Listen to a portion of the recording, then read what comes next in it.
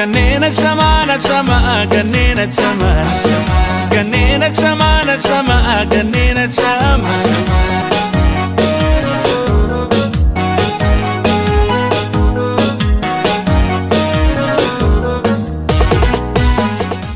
harka fuunee kam jirtu kabajamtootaaf jaallatamoo daawwattoota keenya qophii Gannee keenya torban kana isin biraan ga'uudhaaf mana keessummaa keenyaatti argamnee jirra. Keessummaan keenya guyyaa irraa eenyu akka taate kan waliin daawwannu ta'a. Qopheessuun kan isin biraan ga'u handaraartuu garbaati kan ogummaa kaameraatiin Baarnaabaa Samsaan waliin jira. Isin hanga xumura qophii keenyaatti nu waliin tura. kanneen sama kanneen sama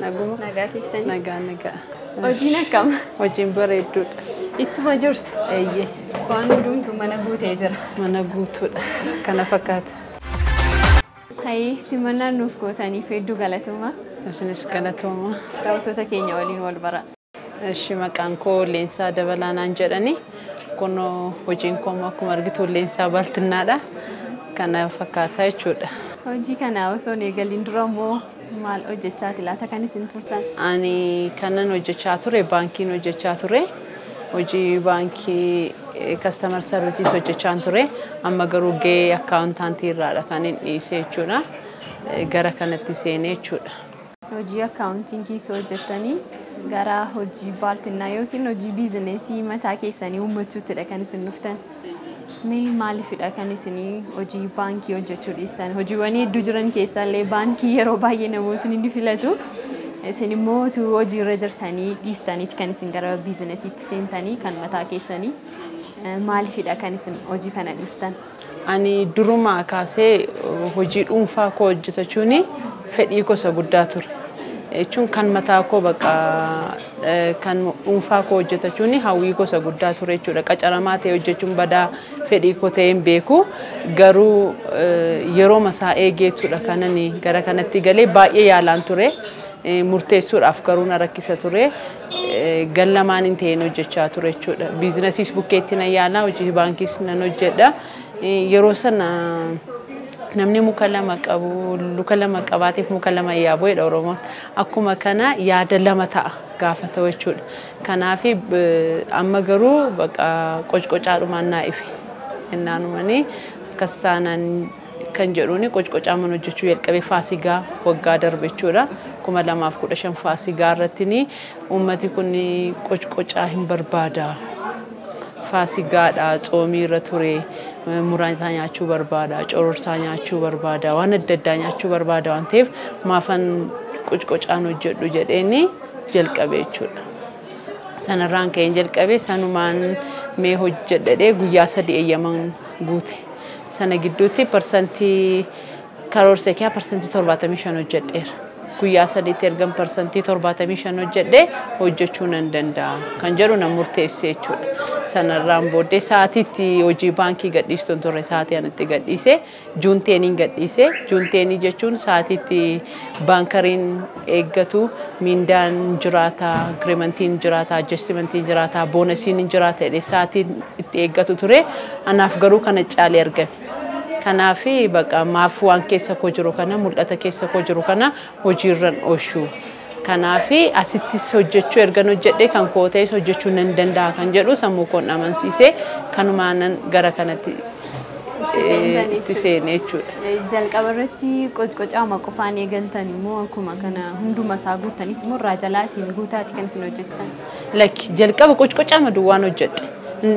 Kanan daa'um gaafan jalqaba hojii gadhiisee manan arganne manatti hojjedhu hin arganne kanan hojjedhus immoo Baltinnaa kanan ture karoorri koo kan ture mana nyaata aadaa Oromoo waan akka cororsaa waan akka cuumboo waan akka mana buna bareedaa waan akkasii ture kanan karoorsee ture garuu yeroon hojii gadhiisetti mana iyyuu hin arganne ture qocqocaa irra deemee akkaawuntii banaa depositii fidaa jedhee hamman isin rakkisu qocqocaan irraa bitaa jedheeni irra deemee suuqii irra deemee baankolii irra deemee hoteelota irra deemee kanan qocqocaa gurguraa ture jechuudha sanumaanan gara kanatti immoo tuma jedhu dhiibee dhufee Baltinnaa keessa nagashee jechuudha. Kanumaanan jalqabee achi mi'eessituu fa'aa kana maafin hojjedhu waan qulqulluu saatii namni barbaade dhabe kanatti maafan waan qulqulluu hin dhiyeessu jedheen mul'ati koo qulqullinni hojii koodha jechuurraan hin jalqabe. Hojii kan mana nyaata aadaa hojjechuuf turtanii sababni isin dhiistaniif maalidha? Tokko iddoon murteessaa ture.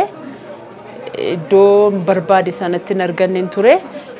Lammata irratti immoo utuman hin beekinan kana keessa galee jechuun namootaan qocqocaa hojjechuurraan kan ka'e namootni yeroo qocqocaa na gaafatanii maaliif cuukkoo isiniin hojjedha, dhadhaa bassamaas isiniin hojjedha, nacci shunkurtii dafaqamaas isin hojjechuu nan danda'a jechaa man dhufe jechuudha. Kanuma kanaan utuman hojjedhu bakka dhiibee ma dhufeetu Baltinnaama keessatti nu arge.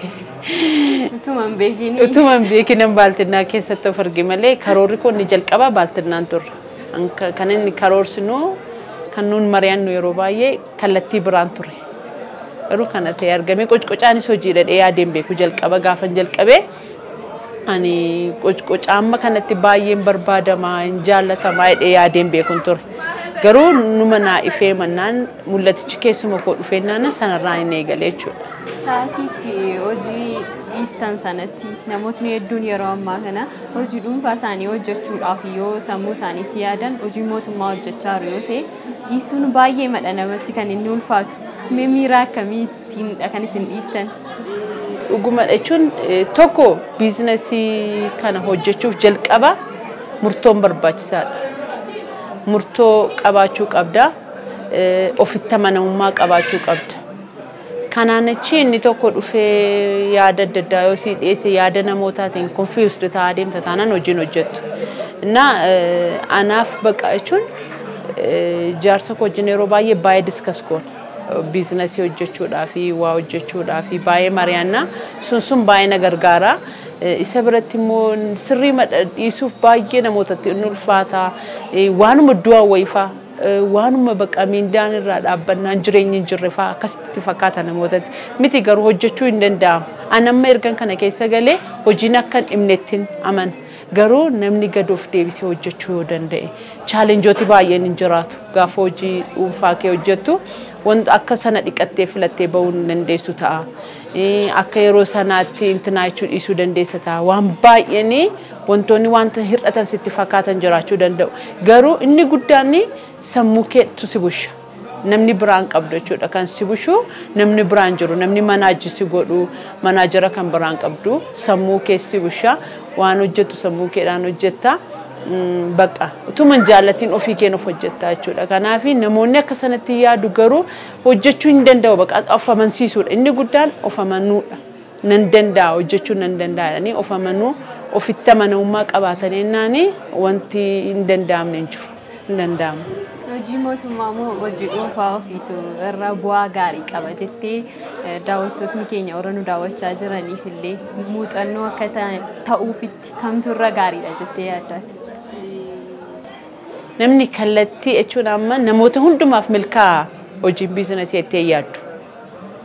Namoota hojii biizinasii hojjechuu danda'aniif milkaa'inni hojii biizinasiidha.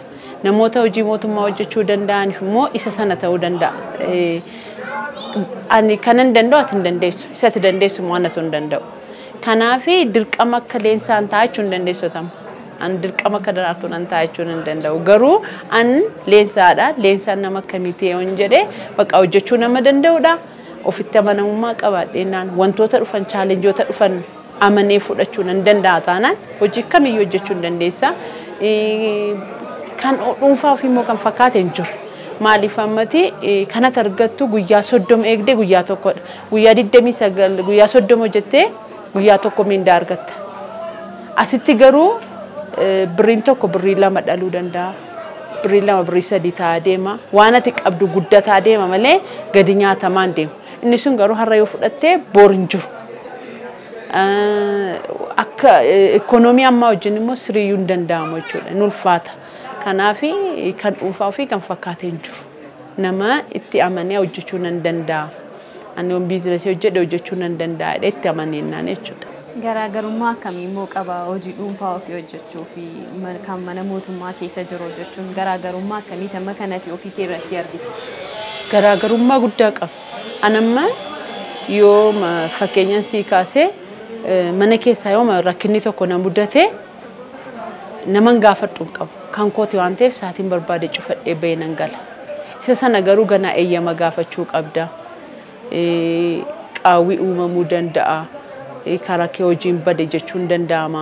Kanaaf walitti iyyuu dhufu jechuudha. Inni kun saatii barbaadde hojjetate saatii barbaadde cufatte manaajarri sumadha jechuudha. Manaajarri hojii keetii bulchaan hojii kee sumadha waan ta'eef nama biraa nama si ajaju hin qabdu. Isun garuu hin ajajamta jechuudha. Kanaaf kanuma keetu bilisummaa guddaa qaba jechuudha. Bilisummaa natti sanaan jettu birriidhaan hin argattu. Bilisummaa adda kanatti argattu. Birriidhaan hin argattu jechuudha. Inni sun garbummaa rabadan jiru. Dhiibbaa guddaa qaba. Carraati kan isin kaatanii jalqaba yeroo hojii kan galtanitti haalli gabaa keessanii akkam ture? Namoonni immoo ilaalcha akkamitti kan isaan isiniif qaban? Akkaataan hojii kooti dhuguma namoonni fudhatanii amma fakkeenyaaf hoteelota irra deemee nan gaafadha. Waa'ee qocqocaa kan hin beekne jiru. Sana inni ibsina.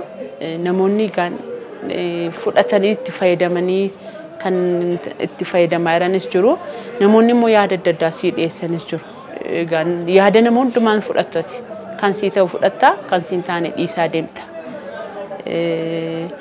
Yoo ati tokko bishaan nuun qallate kan jedhu jiraachuu danda'a. Isa sanaan sana fayyadu fudhadhaa, sana fayyadne dhiisaa man deema. Yeroo inni irra deemutti namoonni dhuguma appreciate na godhanii akka kataa kanaan intinaa jedhanii narraa bitatan jiru. Na jajjabeessumaaf jechuudha. Namoonni immoo maal taate hojii kana dhiistee kana hojjettaa kan jedhanii yaada mataa isaanii naa dhiyeessan jiru. An sana fayyadu fudhachaa sana fayyadne dhiisaan deema. Hojiin hojjedhutti immoo guyyaadhaa guyyaatti maal fakkaata, maal sirreessuu, maal dabaluu, maal immoo keessa hanqisu kan jedhu intinaa jechaan deema jechuudha. Ilaalaan deema hojii koo guyyaadhaa guyyaatti. Wantoota akka qocqocaa kana fa'aa akkamiinidha kanatti dhiyeessituu fi fakkeenyaaf wanti tokko gaafa gurguramu kiiloodhaanis kan dhiyaatu jira. Akkaataa mataasaa danda'eenidha kan inni dhiyaatu. Mee akkamittiidhaanidha kanatti dhiyeessitu? Ani qocqocaa warroota na gaafatanii fi ajajaan nan hojjedha. Kanan gurguru garuu kiiloodhaanidha. Kiiloon tokko hanga birrii 350 akkaataa gabaa irratti hundaa'a. Yeroo tokko maateriyaaliyaatti fayyadamtu baay'ee yeroo dabalan jiru, baay'ee yeroo gadi bu'an jiru. Yeroo gadi bu'an gadi hin buusa, yeroo baay'ee ol ka'an immoo olan kaasaa jechuudha. Ajajaan nan hojjedha, asitti nan hojjedha, dhufanii addanaan bitatu, hoteeloti nuuf fideedhaan nan geessaa, fudhatanii biyya alaatti kan ergatan jiru. Namootni yeroo da'umsaafaatti fayyadaman baay'een jiru.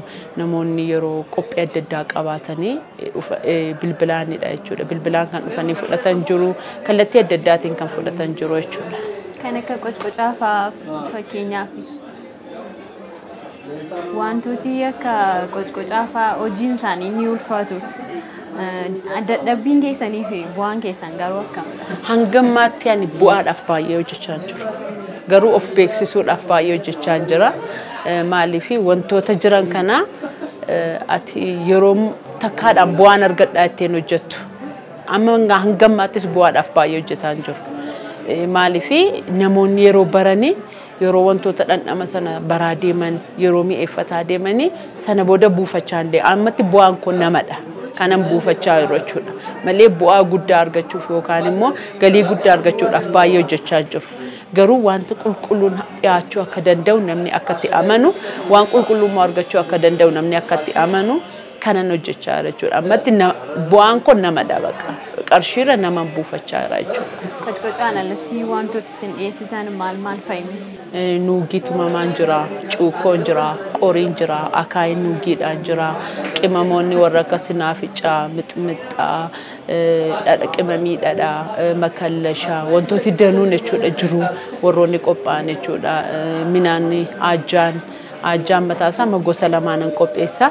Ajjaan daa'imni ja'anga waggaan guunnee qibaas warra qaban warra akka saalixii warra akka suufii kana baay'inaanii tulfaachuu danda'u. Kanaafi daa'imootaa fi namoota jajjaboof gosa 14 nan hojjedha, gosa 3 nan hojjedha jechuudha. Ajjaa bantinaanis akkasuma talbaan illee gosa 2 jira. Baaltaan namoonni talbaa daakamaa minaanii biddeenii nyaachuu barbaadanii fi namooti dhugaatii isaa barbaadan gosa 2 jira jechuudha. Talbaan illee jechuudha. Isa kanallee gosa 2 hojjedha. Intinaan jira, abishii daakamaan jira, miicamee qullaa'ee jechuudha.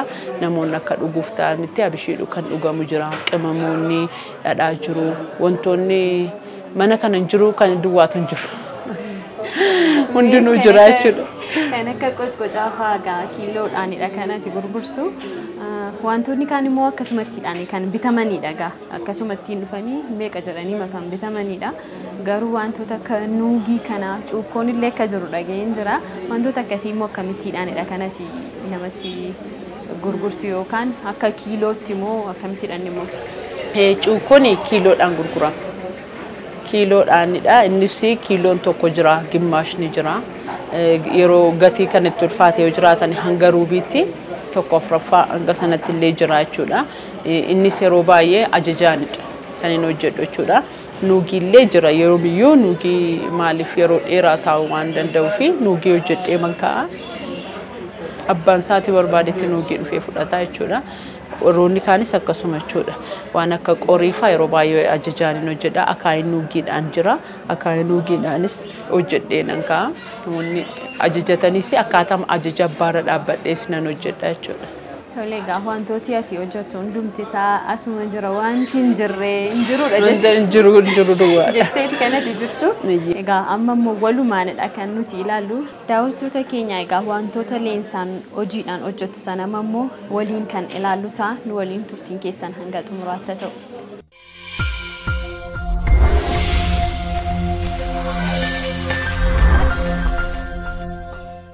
Tajaajila keessan akka beeksifattan jecha fayyadamaa akka taatan shakkii tokko malee isiniif himna.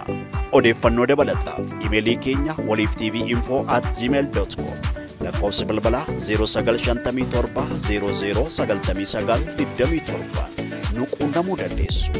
Waloodhaan waloomne guddina uummata keenya haa mirkaneessinu. Waliif TV Ilaalcha haaraa.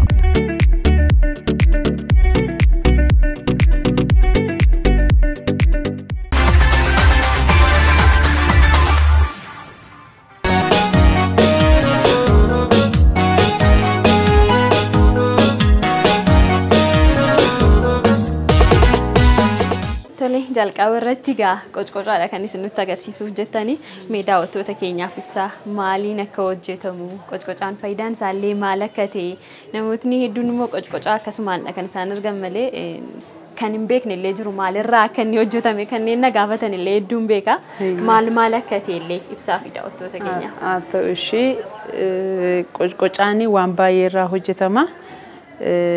Wantooti qocqocaa keessa galanii gabaabaatti warroota kanadha. Kun masoobilaa jedhama. Kun immoo masoobilaan kun akkanadha. Masoobilaa asheetii isaatutti ta'a jechuudha. Kun immoo dimbilaala jedhama. Dimbilaalli kun asheetii isaatutti ta'a jechuudha. Kana ija ishee duwwaa fayyadamna jechuudha. Gaafa fayyadamnu ija ishee kana duwwaarraa fayyadamna. Kun qullubbii adiidha. Qullubbii adiin kana quncifneetutti fayyadamna. Garuu kun zinjibila kororimaa illee gashinaa kororimaa asheetii naannaa kanatti argachuu waan dandeenyee fi gogaa isaadha kanan itti fayyadamu jechuudha. Naannoo asheetiin isaa jiraatutti garuu ni gogne yeroo iddoo jirutti immoo isa gogaa isaa hin taanetu sana fayyadamna jechuudha. Inni kan qaariyaadha. Qaariyaan isaa beekamaadha waan ta'eef fedheeni. Kun wantoota baay'ee fayyada. Qullubbii adii yoo xinnaate dhukkuba danuudhaaf fayyada jechuudha. Kunillee akka appitaayizariitti namoota nyaanneef illee jechuudha. Dimbilaala kanaaf qullubbii adii kana yoo gootee laattee fi baay'ee akka namni nyaata appitaayizarii nyaataa godhatullee hin godha jechuudha. Zinjibilli akkasidha, kororimaan akkasidha. Kun wantoonni kuni qimamoonni kuniyyuu wantoota danuudhaaf fayyada jechuudha. Wantoonni as keessa jiran kuni dhukkuboota hedduu wanta akka kaansarii wantoota baay'eedhaaf jechuudha. Dhukkuboota wantoota fayyadanidha jechuudha. Kana nuun asitti fayyadamnu maaliif wantootni nuun as keessatti fayyadamnu faabirikaa miti. uumamaanidha. Kan uumamaadha waan ta'eef wantoonni uumamaan hojjetaman kun immoo yeroo baay'ee nu fayyadu. Qaamota keenya keessa dhukkuboota dhorkuudhaa fi wantoota baay'eedhaa fi nu fayyadu jechuudha. Wantoonni kun immoo hojjetamee gaafa ka'u kunoo kana fakkaata jechuudha. Kun amma hojjetamee ka'e jechuudha. Akkasitti hojjeta.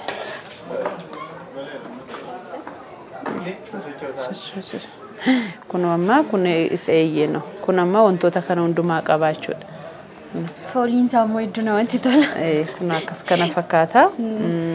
Kanarraati kanatu akkasitiin hojjetamee ba'a jechuudha. Wantoonni keessa isaa jiran kanadha. Cilaaddamallee yeroo baay'ee namoonni itti fayyadamu. Cilaaddamni kun garuu yoo amala balleessuu, amala dafee alaa'ummaa fida. Kanaaf yeroo turtii keessan dhiisee wantoota duraan itti fayyadamaa ture kunnoo asirra jira, darraan jira, qullubbii adii, zinjibila, masoobilaa, kororimaa, dimbilaala, cilaaddama, zayitii ture.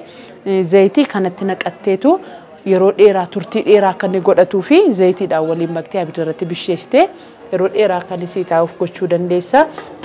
Yeroo namni si ajajuudhaamti kanatti hojjetu. Hojjedhees nan kaa addanatti warri baran jiru. Dhufanii fudhatu jechuudha. Torban keessatti yeroo lamas yeroo sadiis fudhatu akkuma isin jedhe ammanii karaa warri deeman warra akka Awurooppaatti warra akka Ameerikaatti namoonni baay'een fudhataa jiru jechuudha baraniiru jechuudha. Nan gadhiisas Feesbuukiidhaanis waan ta'eef bilbilaanis kan hojjetan jiru qaamaanis dhufanii kan hojjetan jiru yeroo akkasii hojjedhee intanaadha jechuudha. Fireeshii masaa fudhatta malee wantoonni bubbullee firiijii galee fudhatamu hin jiru. Kan addanatti argattu waanuma ho'aadha jechuudha. Ammuma hojjettee ammuma fudhatta jechuudha. Mee inni kan biraanoo? Ambiraan kun warroonni kun kana fakkaatu warroonni kun saampilii gosa midhaaniidha. Garuu kun asirraa yookaan warroonni kun qimamiidha. Qimamoota gosa adda addaatu jira jechuudha. Warroonni qurufudiidha, kun kororimaadha, kun qunda barbarree kan jedhanidha. Ximizii fa'i kun daakamee jechuudha. Gosoonni kun gosa ja'a jechuudha. Gosoonni ja'an kun daakamaniitu kun akka kanatti makallashaa jedhamanii taa'u jechuudha. Iddoo tokkotti taa'u foolii isaasii dhandhamtee ilaaluu dandeessaa mee ilaalime. Hedduu namatti torgaa kunis akkuma qulqucaa keetii wanta hojjettu hundumtu gaggaarii. Waan hojjedhu hundumaa gaariidha. Anis mul'anni koo namni waan mana qulqulluu ta'e mana isaatii qopheeffachuu hin mijannetti akka wanta mana isaatti dhufee fudhatee akka itti fayyadamudha jechuudha kan hin barbaadu jechuudha.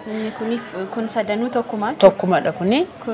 Kuni qimamii dhadhaadha. Dhadhaa basuudhaaf amma namoonni jiranii kan maashinii hin qabne jiraachuu danda'u. Kondominiyeemii keessa kan galan qopheessuudhaaf kan isaanii mijanne jiru. Laaxxoonni jiru, dhiironni saataan dubartoonnis kan hin guunne garuu dhadhaa basachuu kan barbaadan jiru. Kanaaf qimamoota dhadhaa basuudhaaf fayyadamnu hunda isaaniidha jechuudha. Kanaaf akka kanatti jiraachuudha. Namni hanga humna isaatiin kuni mixmixaadha inni kun kana hunda isaa ofii maqoon waanan ofii kon qopheessine asirra wanti jiru hin jiru jechuudha. Callaa duwwaadha kanan as jirani malee kun mixmixaadha. Mixmixaa daakamaadha kuni. Kun illee qimamoota kan akka kororimaa waan akka nacii waan akka masoobilaa fa'aa of keessaa qaqqabaachuudha. Qimamoota daakama kun illee kun nyaata foonis yeroo ta'u waan adda addaa fi fayyadachuudha. Kun nuugiidha natti fakkaata. Nuugiidha. Nuugiidha kun amma nuugii tumamaadha jechuudha. Asumatti tumdachuu kun miicamee nuugiin isaa miicamee kun ola qibaatii isaadha. Zayitii isaadha jechuudha inni irraa dhangala'u. Kun kanuma ofii isaatii qabu miicamee qophaa'a jechuudha. Miicamee tumameetu qophaa'a. Kun maashiniidhaan miti kan inni qophaa'u akkuma ammayyaa warra duriitti muunyeedhumaan tumamaa jechuudha. Malee keessa taa'amu kun bakkee mataa kun firiijii waan tokko waggaa meeqayyuu taa'uu danda'a. Wanti kana balleessu tokko hin jiru jechuudha. Waggaa danuudhaaf iyyuu taa'uu danda'a. Abbaan duwwaasaa barbaade akka kanatti jira. Abbaan immoo akaayii wajjin barbaade akka kanatti jira. Kiiloodhaa kaasee jira jechuudha. Warroonni kiiloodhaa kaasanii hanga abbaan barbaaduun jechuudha. Hanga abbaan intana ajajachuu barbaaduun jiru jechuudha kun. Nuugiin kiiloodhaan immoo isheen kun akkamti? Isheen kun amma gimaash kiiloodha. Kiiloodhaan gurguramaa jechuudha. Kiiloodhaan gurguramaa. Innis hundi isaayyuu kun kiiloodhaanii warroota kana duwwaadha. Kan kiiloon ta'an jechuudha. Warroonni kun ajajaan abbaa amma nanaa hojjedhu ajajatee fi nan hojjedha. Amma ajaja ijoolleen na ajajatanii fudhatanii biyya alaa deeman jiru. Ajajaan yeroo ta'u baay'inaan hojjedhee nan naqaa fi garuu akka kanattis jira jechuudha warroonni kunniin. Qocaan egaa faayidaa isaa nutti himtee turte nuugiin faayidaan isaa maal fa'ime? Nuugiin akka intinaatti nyaatama durbee kamu dudda fayyadaadhu. Yeroo namoonni daanii damma wajjin tumameetu laatamaaf dubartii deessuu fi duddaaf baay'ee fayyadaa jedhama. Qamee lafee nama jabeessuudhaa fi fayyadaa jechuudha. Miniini qufaallee yeroo nama qabu nuugii kanaa fi loozii walitti tumaniitu yeroo dhugduu innillee qufaadhaaf ijoolleedhaaf daa'imaaf illee baay'ee fayyadaa jechuudha. Namni guddaan illee yeroo qufaan qabatu sana fayyadamuu danda'a jechuudha. Yoo baay'ate gaarii mi jedhu sirriidha. Qorichummaa ma fayyadamna silatu waan ta'eef akka biddeenitti nyaatamu muraasuma isaatu nyaatama jechuudha. Siree akkuma dhufeeni ugaa wantoota kana ilaalaan ture. Hedduu isaan beeka garuu waan kana naaf hin galle moo cuukkoodhaan? Cuukkoodha kuni. Kun cuukkoodha. Irra isaa keessa waan tumamee jiruuf waan biraa natti fakkaachaa ture. Cuukkoodha kuni akkuma kanaattidha kan inni taa'e malee cuukkoodha. Kan akkasitiin hojjetama jechuudha. Kunis yeroo baay'ee ajajaan hojjetama. Kun cuukkoon kuni kororimaa of keessaa qaba, bassoodha, dhadhaadha. Fi ashaboo kanarraan ala wanti biraa wanti galu hin jiru jechuudha. Kanarraa hojjetama yeroo kana hojjettu dhadhaa bassamaa amma bastee ammatti hojjechuu qabda jechuudha. Dhadhaa fireeshiidhaan hojjettaa jechuudha. Dhadhaa ho'aa isaatiin hojjettaa jechuudha. Dhadhaan kan ture hin ta'u jechuudha. Dhadhaan turees hin ta'u. Dhadhaan baqee turees hin ta'u. Dhadhaan bishaataanis hin ta'u. Yeroo nyaattu intiniin ta'u jechuudha. Xuruu keessa keettee jechuudha. Fayyummaafis badaan ta'u kuni abishiidha. Abishii daakamaa jechuudha. Abishii isa rukutamee dhugamuuf garaachaa fi tokko namoonni fuulli isaaniillee akka miidhaginaatti illee dhaaf kan barbaadan jiru. Abishii dhuganii kan itti fayyadaman jechuudha. Kana fakkaataa jechuudha. Abbaa coomaa kun illee jira. Abbaa coomaa kun yeroo baay'ee kallattii Wallaggaan duwwaa beekama. Baay'ee bu'a qabeessadha jechuudha. Kunis baay'ee fayyada. Kiiloodhaanis jira kunis. Nuugiin inni tumamu kun ija isaadha natti moo kun waan biraadha? Kun ija isaadha. Kun ija isaadha. Meeshaalee jiran saampiloota isaaniidha. Kun nuugiin kana fakkaata jechuudha. Bifa nuugii kan hin beekneef jechuudha. Kanatu kana ta'a jechuudha. Nuugiitu tumamee yeroo baay'ee nuugii namoonni tumachuun barbaadu. Nuugii baay'ee barbaadu garuu iddoon hin mijatu asitti akka yeroo biyyatti argachuu hin danda'an. Maashinii fa'iin daaknee nuu bullaa'uu didee naddaate fa'aa kan jedhan jiru. Yeroo baay'ee faabrikaa maashiniin kana tumu badaan jiru. Yoo tumes immoo naddeessaa jechuudha. Badaa akkasa monyeetti tumamuu sanan ta'u jechuudha. Kana fakkaataa jechuudha.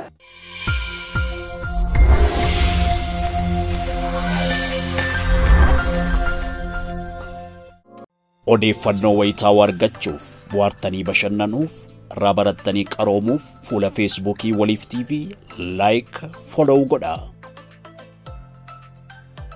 Sagantaalee fi oduuwwan keenya argachuuf ammoo YouTubeii Waliif TV jedhu subscribe tolchaa.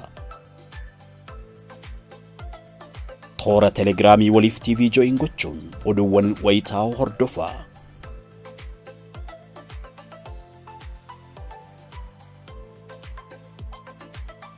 Video qophiilee Waliif TV gaggabaabaatti daawwachuudhaaf TikTokii keenya Waliif TV official jedhu follow taasisaa.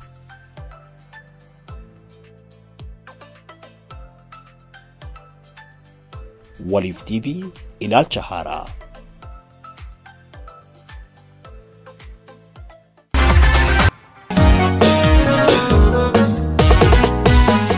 Asirrallee waan baay'eetu jira. Barbarreenis jira. Barbarree qulqulluu sirriitti hojjetame jechuudha. Barbarree manaadha. Bassoon jira. Bassoo jechuun garbuudha. Kororimaatu duwwaatutti dabalame jechuudha. Isuma kanatti immoo cuukkootaa miti? Isuma kanatti cuukkootaa jechuudha. Talbaan jira. Yeroo baay'ee amma namni talbaa argachuun baay'ee rakkisa. Ana bira garuu talbaan illee gosa lamaan jira. Talbaanii nyaataaf ta'u jira. Talbaan dhugaatiif ta'u jira. Garaagarummaan isaa immoo yeroo akaamutu wal caala.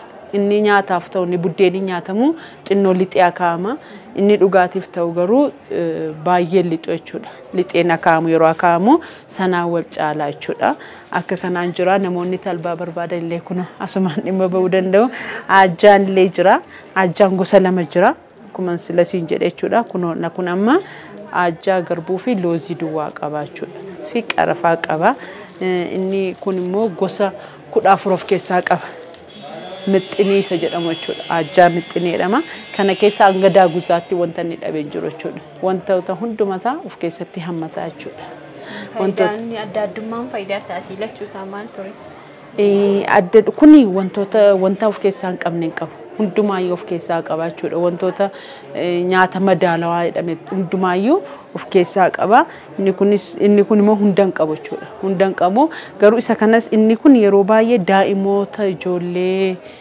ji'a 7-8 gadi warra ta'an wantoota qibaatiin akka ittiin baay'anneef akka ittiin ulfaannee fi fayyadaa jechuudha inni kun immoo namooti hundumaayyuu fayyadamuu kan danda'anidha jechuudha kanaanidha kun baaqelaa shiroo jedhama baaqelaa shiroo kun yeroo baay'ee akka siljoodhaaf fayyada yeroo xoomii keessatti dhimma ba'u jechuudha akka siljoo akka qooqa wallaggaatti saameta inni fayyadamna saameta isa nuun fayyadamnu naannaadhaan immoo siljoo jedhanii fayyadamu baaqelaa kanarraa hojjetama jechuudha nu biratti boqqolloo fi gomman zararraa hojjetama asirraa immoo baaqelaa fi suufii irraa hojjetu jechuudha tolemee gara xumuraatidha fidaa kan jirru dubartiin tokko yookiin shamarreen tokko hojii mataa isheetii uummachuudhaaf cimtee hojjechuudhaaf maal hojjechuu qabdi mee akkam gootee gara hojii biizinesii mataa isheetiitti seenuu qabdi jettee yaadda muuxannoo qabdu irraati dubartoonni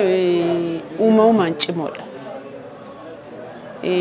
nan danda'a kan jedhu sammuu isaanii amansiisuu qabu yeroo baay'ee dubartoonni akkamidha lapheen keenya haphiidha nam tokko dhuftee leensaatti cimtuudha jedhan cimtuudha jedhee nuuf yaada leensaatti dadhabduudha yoonaan jedhe immoo baqqaan dadhabduudha nuuf hin jedha miti garuu inni guddaan sammuu koo amansiisuudha eenyuyyuu anaan ibsuu hin danda'u ani anuma dhabaqa kanaafi an ofitti amanummaa bakka inni guddaan dubartoonni ofitti amanummaa qabaachuu qabu hin danda'u moon hojjetu dhiira caalaa dubartoota hojjechuu danda'a maaliifi obsa qabu yeroo dheeraa hojjechuu hin danda'u amala nuffuun qaban dafanii dhiironni amma waan tokko dafanii hojjechuu irra turuu hin danda'ani amala nuffuu qabu bakka yoone jiramti dadhabu dafanii waan tokko yeroo sanatti yoo ta'e malee irra turuu hin danda'an dubartoonni garuu obsa qabu dandeettii addaa qabu bakka yeroo dheeraa hojjechuu danda'u nama wajjin walii galuu danda'u haasaanii amansiisuu danda'u kanaaf dandeettiin durbaa himamuu hin danda'u baay'ee dandeettii dhokataa garuu baasanii gochuu kan hin dandeenye hedduu qabu jechuudha naaniif an dubbadhee amansiisachuu nan danda'a lafa naqutti waan hundumaa gochuu nan danda'a dhiironni akka keenya miti dhaqanii nama waa gaafatanii dubbachuu hin danda'ani yeroo maammilli dhufullee yoan injiru ta'e jaarsa koo jira ta'e waan gaafatan duwwaa kennaaf waan isaan jedhan duwwaa jechuudha angaruu maal dabalattu maal isinii godhu kun jira edhee haasa'ee amansiisuu nan danda'a isuma sila bituuf fedhiin qabaanne illee kan bitan jiru jechuudha kanaaf carraan dhiiraaf carraan durbaa baay'ee garaagarummaa qaba dubartoonni hojjechuu hin danda'u garuu of amansiisuu danda'u qabu an hojjechuu nan danda'a kan jedhu of amansiisuu danda'u qabu jechuudha inni guddaan ofitti amanamummaa qabaachuu qabu kanarraan dubartoonni hojjetu dhiironni immoo warri abbaa manolii qabaatanii abbaan manolii dhiira dubartoota jabeessuu qabu hin dandeessa jechuu ni qabu bira dhaabbachuu qabu gargaaruu ni qabu jechuudha yaadaan gargaaruu qabu yoommoo hojjechuu sodaatan illee namoota akka kana hojii jalqaban hojii eegalan kana haasofsiisu baay'ee haasofsiisan namoota irra deemee namoota biizinasii keessa jiranii namoota baaltinnaa hojjetanii iddoon deemutti namoota baay'een gaafadha waa sirraa baruudhaaf baay'ee si gaafadha akkamidha kun akkam ta'uu qaba yoo akkam ta'e akkam ta'a yoo maal ta'e maal gochuun qaba baqa amma on akkam godhe miyaa yoon akkam godhee hojjedheetu xuruu ta'a jedhee nan gaafadha. Kanaaf inni sun immoo gadaantummaatti fakkaata shamaroon miti garuu bakka. Kanaaf inni guddaan sammuu isaanii amansiisuu qabu. Namoota experience qaban, namoota daldala keessa turan illee dhaqanii haasofsiisuu danda'u qabu. Namoota itti siiqan haasofsiisuu qabu.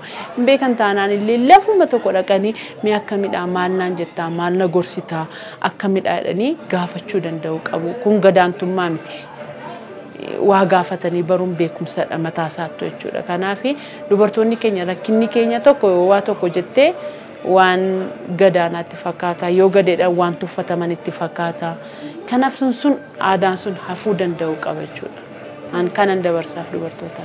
Hin dandeessu hojjechuu hin dandeessu wanta akkasiin hin hojjenne daangessu tokko illee hin jiru jechuudha.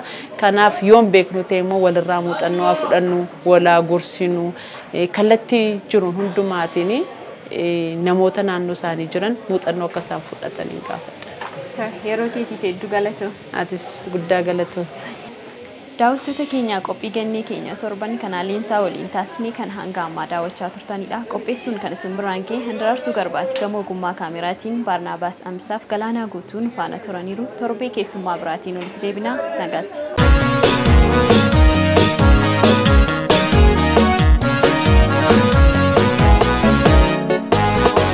Kanneen achama, ganneen achama.